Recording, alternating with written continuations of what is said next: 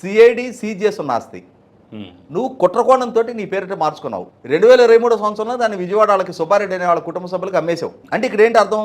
నువ్వు ఉద్దేశపూర్వకంగా నీది కాని ఆస్తి, అది సిఐడి ద్వారా అటాచ్ అయి ఉన్న ఆస్తి, లక్షల మంది బాధితులకు సంబంధించిన ఆస్తిని నువ్వు దుర్మార్గంగా నీ అధికారాన్ని దుర్వినియోగం చేసి అవినీతితోటి అధికారులని ప్రలోభ పెట్టి అధికారుల సహకారంతో ఈ ఆస్తి కొట్టేసి దాన్ని అమ్మేసుకున్నావు, నువ్వు లిక్విడేట్ చేసేసుకున్నావు. ఇది అగ్రిగోల్డ్ వాళ్ళకి తెలిసి వాళ్ళు కంప్లైంట్ చేశారు.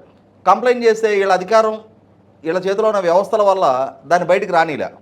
ఇవాళ జోగి రమేష్ మీడియాలోకి వచ్చి నా మీద కక్ష ఉంటే నా మీద తీర్చుకోవాలి, నా కొడుకుని బలి చేశారు అంటున్నావు. నీ కొడుకుని నువ్వు బలి చేసావు, నీ కొడుకుని ఇందులో ఇన్వాల్వ్ చేసి ఆ రొంపిలోకి నువ్వు తీసుకొచ్చావు.